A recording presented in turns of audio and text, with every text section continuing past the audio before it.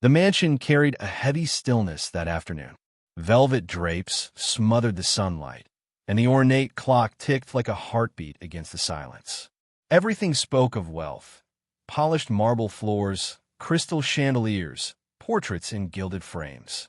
And yet, on the expensive Persian rug in the center of the sitting room lay a sight that did not belong. Naomi, the maid, lay collapsed on the floor. Her black and white uniform clung to her body, damp with sweat. Her hair was loose, her shoes still on. One arm stretched weakly across the carpet as though she had tried to rise but failed.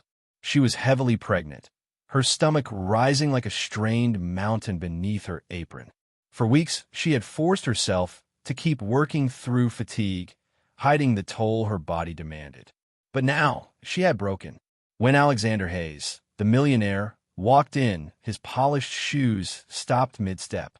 He had returned earlier than planned to review some contracts, but what he saw froze him. The woman he had barely noticed these past weeks, the one who moved silently, efficiently, like a shadow, was lying helpless at his feet. For a long moment, he stood frozen. His mind argued with his eyes, telling him she was only resting. But her limp posture, her shallow breaths, and the pale sheen on her face told the truth. This was not rest. This was collapse. "Naomi," Alexander whispered, kneeling beside her. His hand hovered over her rounded belly, uncertain whether to touch. Then beneath the strained fabric, he felt it, a faint ripple, a kick. A child stirred inside her. The realization pierced him. This wasn't just a maid fainting on his carpet. This was a mother carrying life, yet driven to the point of collapse. Shame burned through him. He had prided himself on being a man who noticed details, a man who never let anything slip past him. Yet here, in his own home, someone under his care had been unraveling before his eyes, and he had been blind. Naomi stirred faintly, her lips moving. He leaned closer. "I'm sorry," she whispered. The words cut through him like a blade. Sorry for collapsing, for being human, for daring to break in a house that demanded perfection. "No," Alexander said sharply, surprising even himself. His voice softened. "Don't apologize. Just hold on."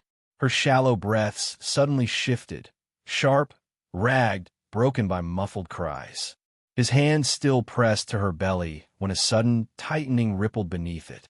Naomi gasped, clutching his sleeve with desperate strength. It's the baby," she whispered, fear trembling in her voice. Alexander froze. Not fainting, not just exhaustion. Labor. Panic surged. He knew nothing about childbirth. He was a man of boardrooms and numbers, not contractions and cries. But when Naomi cried out again, the sound slicing through the heavy silence, his fear hardened into resolve. "Stay with me," he urged, squeezing her hand. "You're not alone." His voice thundered through the hall. "Get an ambulance. Now." The mansion, so silent before, erupted into chaos. But Alexander never moved from her side. Carefully, he lifted her into his arms, something no one had ever imagined the cold, untouchable millionaire would do. Her head rested against his chest, her breaths uneven as he carried her down the grand staircase himself. By the time paramedics arrived, Naomi's body was trembling with pain. Alexander climbed into the ambulance beside her, ignoring the stairs. He didn't let go of her hand for a second as sirens wailed and the city blurred past. At the hospital, chandeliers and marble were replaced with harsh fluorescent lights. Naomi was rushed into the delivery room, leaving Alexander pacing the corridor, his chest tight with helplessness. Every sound from behind the doors clawed at his nerves. Time dragged endlessly. Then the doors opened. A nurse appeared, her face weary but smiling. "Congratulations," she said softly. "It's a boy." The words nearly dropped him to his knees. Relief poured through him like water over fire. Inside, Naomi lay pale and exhausted but alive. In her arms, swaddled tightly, was the tiniest bundle. A soft, fragile cry escaped the baby's lips. Alexander stepped forward, his throat burning. He reached out instinctively, and the infant's impossibly small hand wrapped around his finger with surprising strength. Naomi's lips trembled. I, I don't know how I'll do this, she whispered, her voice breaking under years of silence and fear. Alexander lowered himself into the chair beside her, his voice steady but filled with emotion. You won't do it alone. I give you my word. From this moment on, you and your child will never be invisible again. Whatever you need, a home, healthcare, education, I'll make sure both of you are safe. You'll never collapse from carrying too much alone again.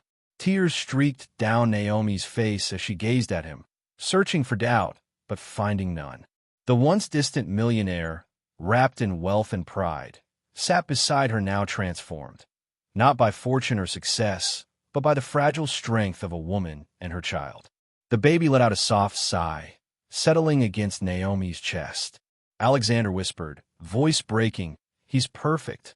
And in that stark hospital room, stripped of luxury and walls, a vow stronger than any contract was born.